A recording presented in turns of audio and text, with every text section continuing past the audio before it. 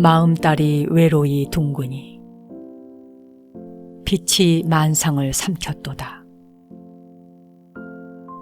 빛과 경계를 함께 잊으니 다시 이것이 무슨 물건인가.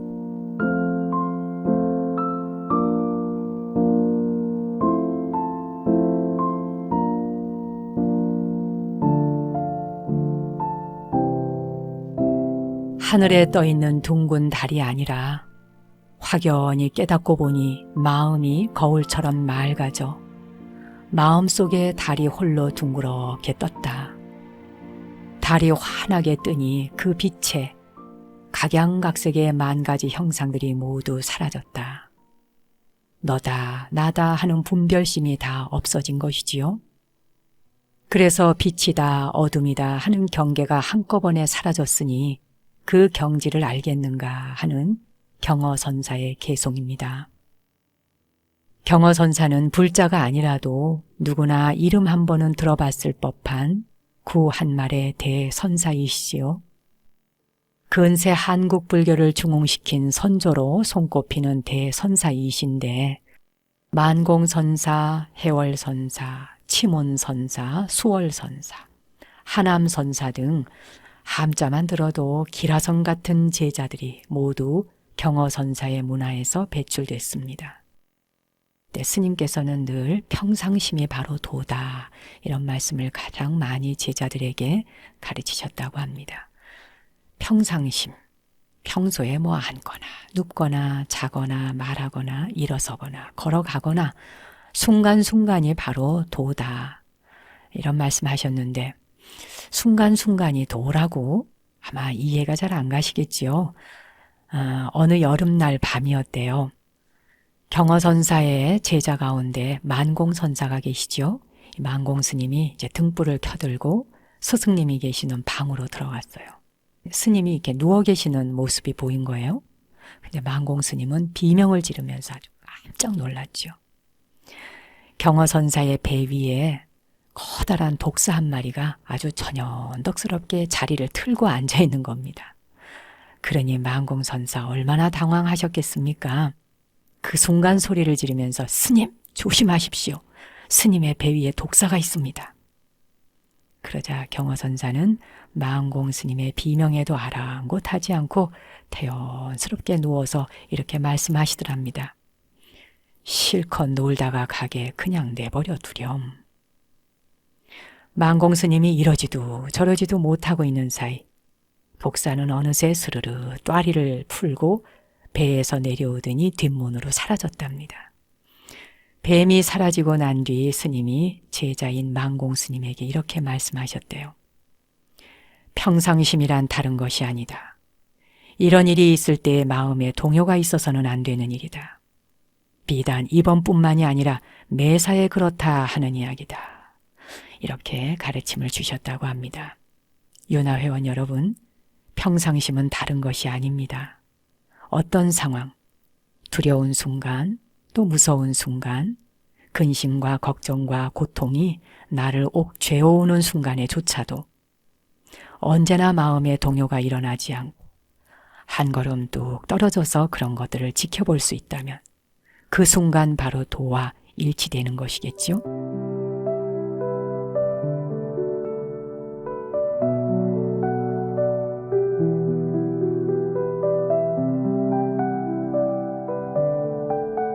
해암스님이 만공선사와 불상 앞에 서 있었다. 이때 만공선사가 말씀하셨다.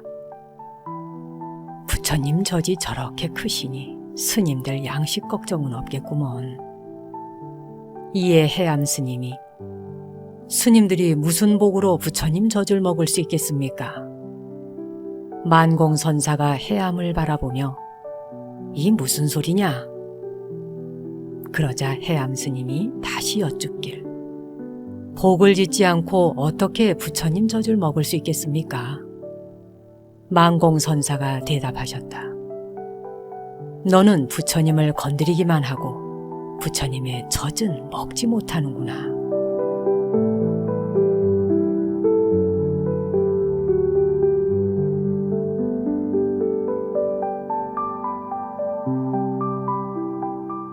만공선사와 해암스님의 대담 참 재미있지요. 탁자 위에 계시는 부처님 상을 바라보며 만공선사는 부처님 젖이 저렇게 크시니 수행하는 스님들 충분히 먹을 수 있어 양식 떨어질까 걱정할 것 없도다 이렇게 말씀하시니까 해암스님은 그 말씀에 아무리 부처님 젖이 크다 한들 수행자들이 복을 지어 놓은 게 있어야 젖을 먹을 수 있지 않겠습니까? 이렇게 반문을 합니다. 그러자 만공선사께서 너는 부처님을 건드리기만 하고 젖은 먹지 못하는구나 이렇게 단식을 하시네요. 이 두 분의 말씀이 도대체 이게 무슨 말일까요? 부처님 젖을 여러분이라면 어떻게 먹겠습니까? 탁자 위에 계시는 부처님이 어떻게 젖을 준단 말일까요? 만공선사께서는 생각으로 정의를 내리고 생각으로 분석하고 따지는 분별심이 사라지면 이미 우주 법계가 부족함이 없어서 충분하다 하는 그 말씀을 부처님 젖에 비유를 한 게 아닌가 싶습니다. 복을 지어야 부처님 은혜도 입고 가피를 입지 않겠느냐라는 해암스님 말씀은 복을 주는 부처 따로 있고 복을 받는 중생 따로 있다라고 생각하는 분별된 마음의 현상으로 보고 말한 것이지요. 그래서 만공선사는 너는 부처님을 건드리기만 하고 즉 수행함네 하면서 폰만 잡고 네 스스로가 부처인 줄 알지 못하는구나 하면서 바로 깨달음의 본성을 일깨워 주십니다. 두 분의 선지식 참 멋있지 않습니까? 지혜와 어리석음이 무엇인지를 두 분은 문답을 통해 우리에게 이렇게 여실하게 보여주고 계시는군요.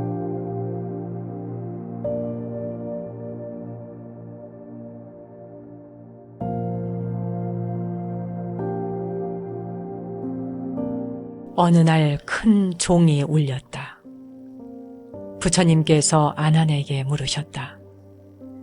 저 종소리가 어디에서 나는 것이냐? 종에서 납니다. 종이라고? 만일 종을 치는 막대기가 없다면 소리가 나겠느냐? 아난이 얼른 고쳐서 말했다. 그렇습니다. 막대기에서 소리가 납니다. 막대기라고 했더냐? 만일 공기가 없다면 소리가 들리겠느냐? 아난이 다시 고쳐 말하길. 그렇습니다. 공기에서 소리가 납니다. 공기라고? 만일 너에게 귀가 없다면 어떻게 그 소리를 듣겠느냐? 아, 그렇습니다. 제 귀에서 소리가 납니다. 너의 귀라고? 만일 너에게 의식이 없다면 어떻게 종소리를 알아듣겠느냐? 그렇습니다. 제 의식이 소리를 만드는 것입니다. 너의 의식이 만드느냐? 만일 네가 마음이 없다면 어떻게 종소리를 듣겠느냐? 아, 그렇습니다. 그 소리는 단지 제 마음이 만든 것입니다.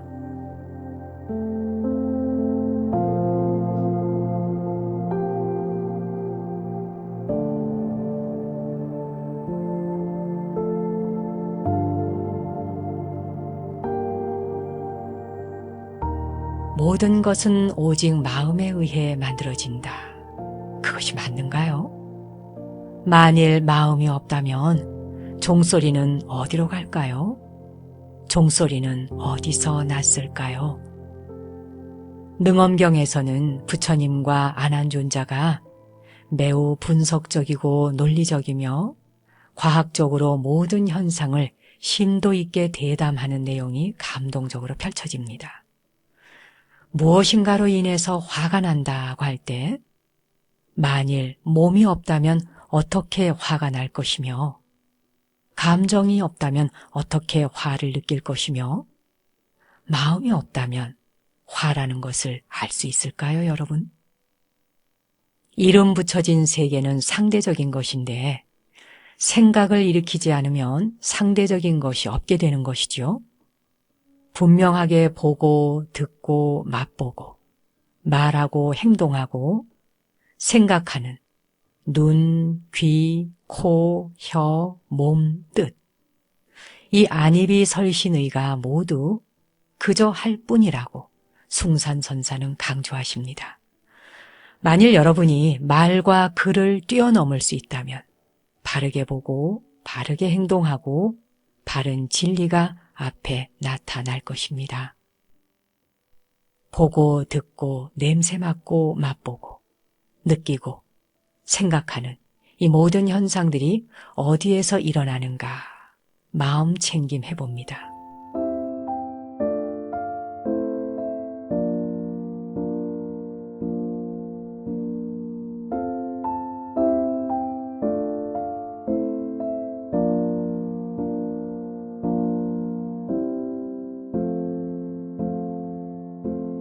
내게 자루 하나 있으니 텅 비어 걸림이 없네. 자루를 벌리면 온 우주를 다 담고 자루 속에 들어가면 안 되는 게 없구나.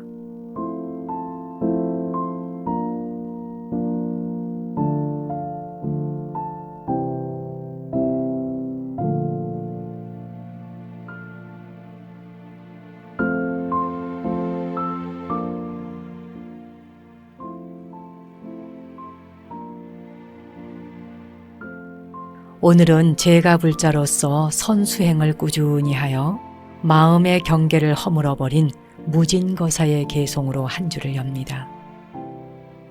내게 자루가 하나 있다 하는 말에서 자루란 무엇이건 다 담을 수 있는 마음을 표현한 말이지요. 그런데 그 마음이 텅 비어 아무 것에도 걸림이 없다 하는 것은 이미 마음자리를 보았다는 것입니다. 또한 그 마음자루는 한 번 벌리면 담지 못할 것이 없어서 심지어 온 우주를 다 담고도 남는다 하는 표현에서는 무진거사가 이미 초견성, 첫 번째 성품자리를 한번 봤음을 나타내지요. 마음이라는 자루 속에 들어가면 안 보이는 것이 없구나라는 마지막 개송에서는 모든 업을 한 번 다 훑어본 것입니다. 오늘 유나 도반들도 마음자루 완전히 풀어서 자루 속에 온 우주를 담아 보십시오. 그리고 자유자재로 마음을 들여다보고 자신의 업도 타인의 업도 영화 구경하듯이 그렇게 구경해 보십시오. 한바탕 업을 영화로 보고 나면 지금보다 더 열심히 정진하게 되지 않겠습니까? 객관적으로 업을 보면 다시는 업의 사슬에 걸려들고 싶지도 않을 테고요.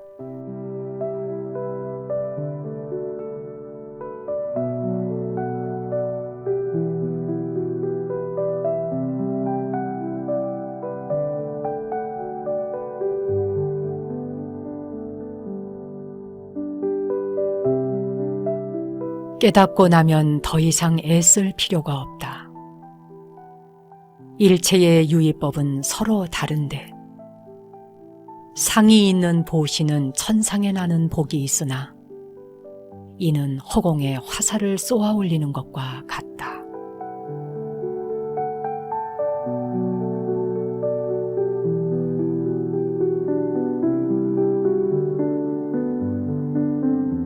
공익단체나 종교단체에 거액을 기부한 사람들은 보통 그들의 이름과 선행을 남들이 잘 보이는 곳에 새기기를 바라지요. 불교 국가들은 가는 곳마다 사찰벽에 시주자들의 이름을 새겨서 그들의 마음이 자랑스럽고 뿌듯하도록 하는 일을 도와줍니다. 우리나라 사찰도 어디를 가나 그런 모습 쉽게 발견할 수 있지요. 이런 행위를 꼭 나쁘다고 말할 수만도 없고 또한 비난받을 일도 아닙니다만 우리는 이 정도의 복을 누리는 행위에 머물러서는 이 생에 태어나서 별 소득이 없습니다. 처음 발심한 사람을 진리로 인도하는 방편이라고는 하지만 언제까지나 그런 것에 현혹될 수만은 없는 일 아니겠습니까? 오늘 선사의 개송에서 내가 무엇을 했다 하는 상이 있는 보시는 천상에 태어나는 복을 누릴런지는 몰라도 허공에 쏘아 올린 화살이 다시 땅에 떨어지는 것처럼 결국 공덕은 그 복이 다하면 그뿐이다 하는 것이죠. 여러분이 누구에게 선물을 했다거나 보시를 했을 때는 하고 난 뒤에는 마음에서 했다라는 생각을 완전히 지워버릴 수 있겠습니까? 진정한 수행은 자기 행위의 성과에 집착하지 않는 것입니다. 이 첫걸음 떼기가 참으로 어렵지요. 많은 사람들이 어느 곳을 가든 자신이 했는 것을 나타내고 싶어하고 또 자신의 이름이 호명되는 것을 원하기도 합니다. 이름이 호명되는 것을 좋아하는 그 마음도 처음 발심하는 사람에게는 중요한 수행의 첫걸음이기 때문에 물론 권하기도 합니다. 그러나 스스로 생각할 때 마음 공부가 무르익어 간다라는 생각이 든다면 그때에는 서서히 이름으로부터도 집착을 내려놓고 내가 무엇을 했다 하는 그 생각으로부터도 집착을 내려놓는 이 우주의 만물은 내가 잠시 빌려 쓰는 것일 뿐 그래서 영원한 내 것도 없고 내가 무엇을 했다 하나 진실은 내가 무엇을 했는 게 없습니다. 보시를 한 뒤에는 그것을 완전히 놓아버리고 그 결과에 대해 생각지 않아야 하는 것이죠. 이런 자세는 수행의 큰 원동력이 되어주기도 합니다. 여러분 마음에 진정한 붓다가 자리하고 또 불성이 꽃피우길 바라신다면 내가 무엇을 했으되 했다는 생각 자체를 없앨 수 있는 그 훈련을 시작해야 합니다. 나라는 한 생각, 내가 무엇을 했다. 그것은 내 것이다. 내 것을 너에게 주었다. 내가 너에게 선물했다. 내가 절에 보시했다. 내가 시주를 했다. 이런 생각으로부터도 이런 집착으로부터 한 걸음 뒤로 물러설 수 있고 나라는 생각도 받는 사람이 있다는 생각도 오고 가는 물건이 있다는 생각도 그것을 슬며시 옆으로 내려놓기 시작하면 그때부터 분주다망한 마음들이 서서히 잦아들기 시작합니다. 내가 무엇을 했다라고 자꾸 내세우게 될 때는 잘난 척을 해야 되지요. 또 뿐만 아니라 상대방에게 인정받고 싶지요. 그 사람이 나를 얼마나 바라봐주고 또 나를 얼마나 인정해 줄 것인지를 기대하게 되지요. 그런데 그런 기대는 내가 마음먹은 대로 와주지도 않잖아요. 끊임없이 나 자신의 에고는 내가 무엇인가를 바라고 바란 대로 되지 않을 때 상처를 입게 되고 그 상처가 결국은 나를 패망의 길로 이끌게 되지요. 내가 한다라는 생각으로부터 뒤로 한 걸음만 물러설 수 있다면 여러분은 이미 수행자이며 구도자이며 수행의 어느 만큼을 완성했다고 말할 수 있을 겁니다.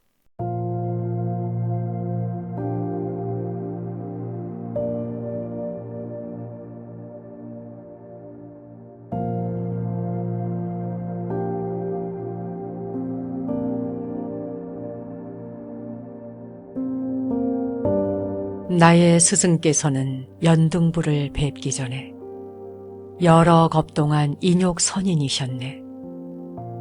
몇 번을 다시 나고 몇 번을 죽었던가. 생사는 끝없이 흘러 멈춤이 없었지만 단박에 깨달아 태어남이 없음을 이해한 뒤로는 일체의 명예와 욕망에 희비가 없다네.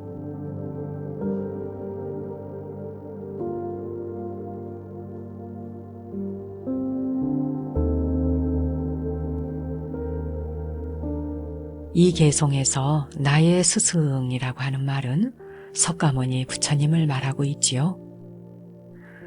부처님은 오랜 세월 전에 연등불이라 하는 부처님을 만나 성불하리라 하는 수기를 받으셨습니다.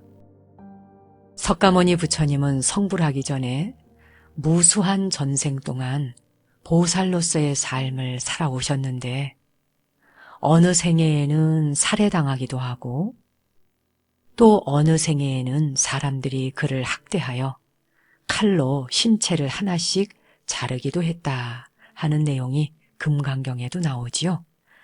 심지어 부처님은 완전한 깨달음을 성취하신 뒤에도 몸에 병이 있었지만 결코 두려움을 느끼지 않았습니다. 마음속에 두려움이나 집착 또는 고통을 피하고 싶어하는 마음이 없었던 거죠. 세상에 출연하셨던 성인이나 현자들이 끔찍한 박해나 질병을 받으면서도 괴로워하지 않았다 하는 이야기가 많이 전해오는데 불교 용어로는 이런 것을 무생법인이라고 합니다. 즉 태어남이 없는 진리의 경계에 도달한 것이지요. 완전한 깨달음의 경지요 삼매라고 할 수 있는 이 선의 세계를 체득하면 무생법인을 누릴 수 있습니다. 일체의 현상이 모두 무생의 도리임을, 즉 태어남이 없는 진리임을 깨달은 사람에게는 태어나고 죽음이 섬광처럼 찰나에 나타났다가 찰나에 사라지는 것입니다. 고통을 피하고 싶어하는 마음은 집착 때문이니 이것을 벗어나는데도 얼마나 많은 생애를 돌고 돌아야 깨닫게 될까요? 무생법인을 통달할 때까지 꾸준히 정진하는 방법밖에 없겠지요?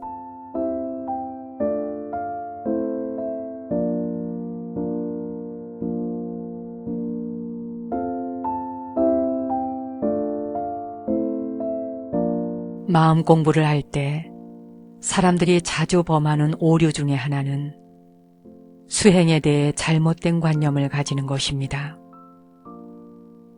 사람들은 마음 챙김을 하는 상태라면 두려움이 없고 항상 고요하며 평화로운 상태를 계속 유지해야 하는 것으로 생각합니다. 마음 챙김과 정신적 고요는 관련이 있긴 하지만 같은 것은 아닙니다. 마음 챙김이란 평화롭지 못한 상태에서도 평화롭게 살 수 있고 고요하지 못한 번뇌의 상태조차 저항 없이 그대로 받아들이는 것입니다. 우리의 삶은 고요한 순간도 있고 고요하지 못한 순간도 있습니다.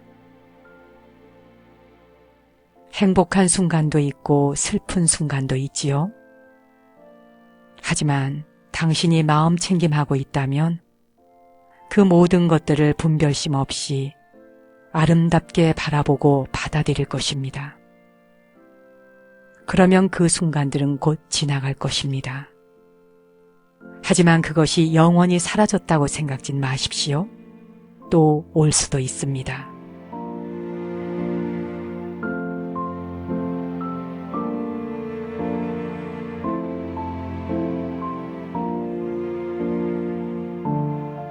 중요한 것은 당신이 마음 챙김하고 있다면 내면으로 더 깊이 들어가 고통을 어루만질 수 있습니다.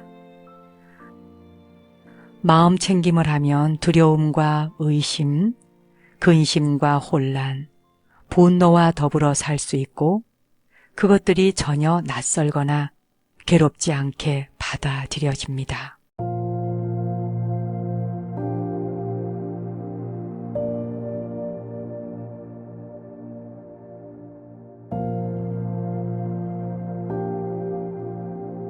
일흔일곱 가지 살다가 77되어 떠나니 곳곳이 내가 가는 길이요 모두가 내 고향이어라. 어찌 상여를 준비하리요. 이래로 고향에 돌아가니 이 몸은 본래 있지 않았고 마음 또한 머물 곳 없어라. 한 줌 재는 사방에 뿌리되 남의 땅 한 점도 더럽히지 말라.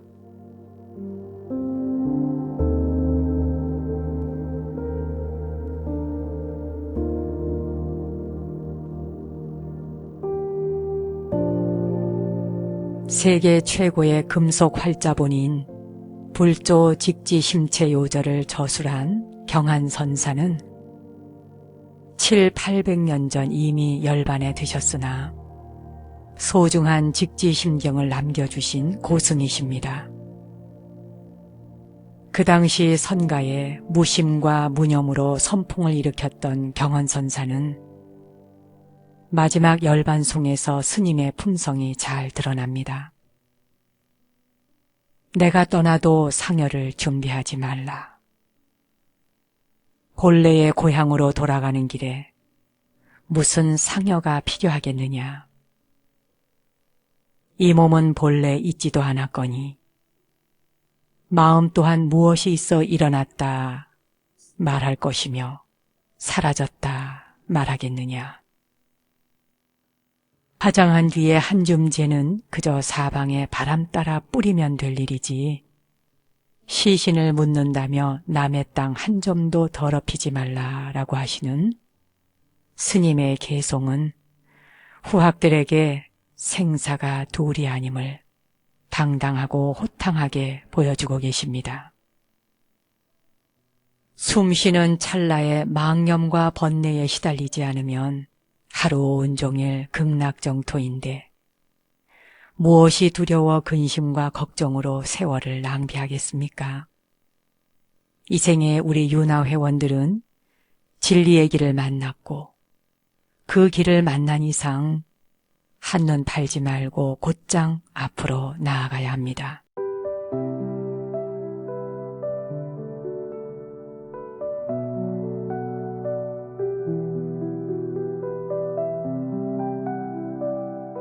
몸은 달이나 별, 동물이나 식물보다 훨씬 더 친밀하고 가깝다.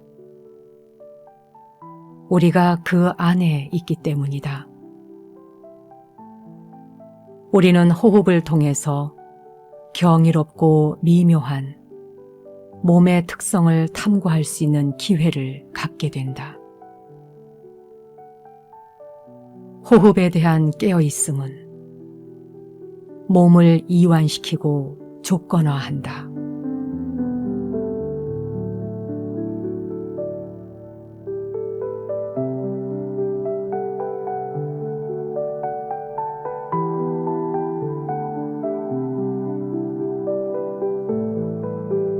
호흡에 대한 깨어있음이라는 호흡을 통해 자기를 지켜보는 걸 말하지요. 달이나 별, 그리고 동물이나 식물보다 훨씬 더 친밀한 우리의 몸을 지켜보고 관찰함으로써 그 속에 있는 해탈을 구하는 글. 오늘 미산 스님이 번역한 일상에서의 호흡 명상이라는 책에서 한 줄 읽어봤습니다. 정말 몸은 그 무엇보다 가장 친밀하고 가깝습니다. 지금 여러분은 자신의 몸 가까이 있나요?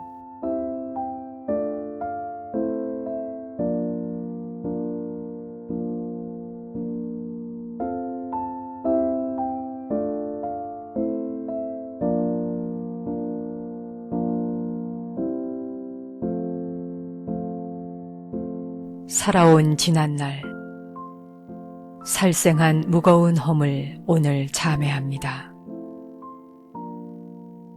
도둑질한 무거운 허물 오늘 참회합니다. 그릇된 성행위를 한 허물 오늘 참회합니다. 거짓말한 무거운 허물 오늘 참회합니다. 쓸데없는 잡담한 허물 오늘 참회합니다. 이간질한 무거운 허물 오늘 참회합니다. 거칠고 험한 말한 무거운 허물 오늘 참회합니다. 탐욕심으로 살아온 지난날의 허물 오늘 참회합니다. 분노하던 지난날의 허물 오늘 참회합니다.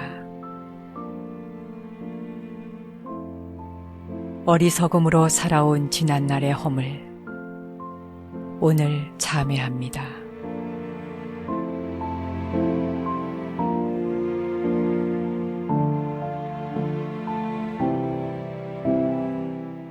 10가지의 나쁜 행위에 대한 참회는 늘 두려운 마음으로 살펴야 할 덕목이지요. 그런데 이런 허물들이 내면에 숨어있는 무지로부터 비롯되어 나타난다고 합니다. 어리석음인 무지는 분노와 이웃하고 있다는 걸 혹시 아시는지요? 다양한 형태로 드러난 고통의 그 이면에는 공통적으로 분노라고 하는 연기가 피어오르고 있습니다. 만약 자신의 모습을 숨긴 화를 내버려 둔다면 전반적인 삶의 질은 잠식당하게 되고 우리는 그 화의 소나기에서 계속 놀아나게 될 겁니다. 자신을 매 찰나찰나 돌아보고 지켜본다는 게 사실 쉽지는 않지요. 살아왔던 습관이 있어서 그런 습관을 단숨에 뛰어넘기는 쉽지 않을 수도 있습니다. 그래도 매번 이렇게 성찰하고 살피는 그런 노력을 통해서 언젠가는 우리 자신의 본래의 불성을 회복할 수 있는 것 아니겠습니까?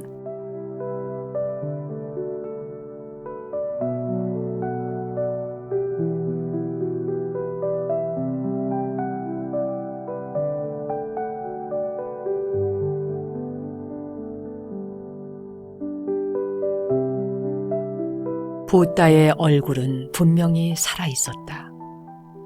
그는 똑바로는 아니었지만 나를 쳐다보고 있었다. 처음에 나는 그저 놀랄 뿐이었다. 그것은 내가 기대하지도 않았고 기대할 수도 없었던 일이었다.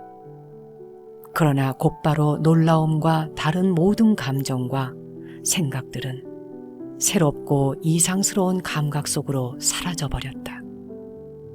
붓다는 나를 보았다. 내 영혼의 가장 비밀스러운 구석에 숨어있던 모든 것들. 내 자신조차 볼 수 없었던 것들을 그는 내 속에서 보았다. 그가 나를 너그럽게 내려다보고 있는 가운데 나는 나 스스로 이 모든 것들을 보기 시작했다. 힐끗 내면을 들여다보는데 조그맣고 불필요하고 불안하고 난처한 모든 것들이 표면에 떠올라 그 모습을 드러냈다. 붓다의 얼굴은 아주 고요했지만 무표정하지는 않았고 깊은 생각과 감정으로 가득 차 있었다. 그는 사색에 잠긴 채 누워 있었고 나는 문을 열고 들어가 그 앞에 섰다. 그러자 그는 무심결에 나를 바라보고 있었다. 그러나 비난이나 질책도 없이 그저 바라보고 있었다. 그의 모습은 이상하리만치 심각하고 조용했고 이해심으로 가득 차 있었다. 그러나 붓다의 얼굴은 어떤 모습인가라고 내 자신에게 물어봤을 때 나는 해답을 찾을 수 없음을 깨달았다. 그의 얼굴은 차갑지도 무관심하지도 않았다. 반면에 온정이나 연민을 담고 있는 것도 아니었다.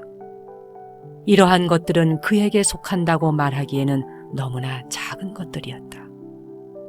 그렇다고 붓다의 얼굴이 초자연적인 위엄, 즉 신의 지혜를 표현하고 있는 것도 아니었다.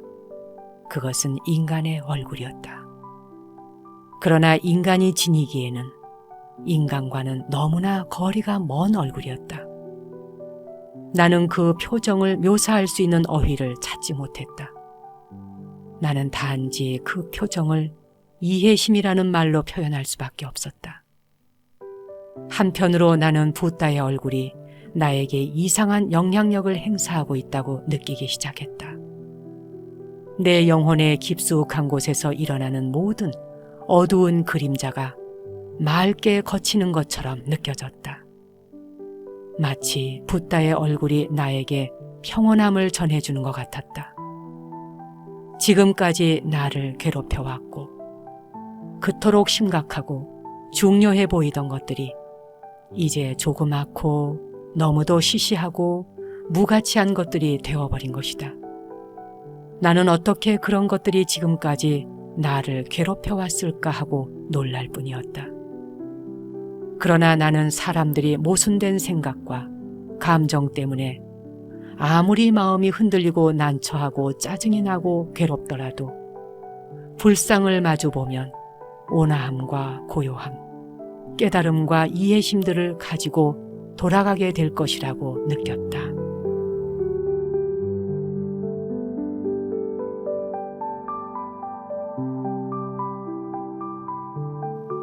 여러분은 혹시 절에 가셨을 때 법당에 들어가서 절을 하기 전에, 삼배를 올리기 전에 그 법당에 모셔져 있는 불상의 조난을 고요히 우러러 보신 적이 있으신가요? 부처님의 그 조난을 우러러 보면서 어느 절에 가면 어떤 불상의 모습이다 이런 걸 제대로 알고 나오는 불자들이 참 드물어요. 난 못 봤는데, 부처님 손모양도 모르는데 그냥 무조건 들어가서 절만 하고 나오시는 그런 분들이 참 많으시더군요. 올해 4월 초파일에는 절에 가시면 법당에 들려서 먼저 삼배를 올리기 전에 두 손 합장하고 그 부처님의 본존불이 다 계시죠. 부처님의 조난을 한번 고요히 잠시 침묵 속에서 한번 우러러 보세요. 그리고 그 부처님의 온화한 미소와 느낌이 여러분에게 어떤 말씀을 전해주는 것 같은지, 또 실제로 어떤 느낌이 느껴지는지 그렇게 고요하게 느껴보는 좋은 시간이 되었으면 합니다.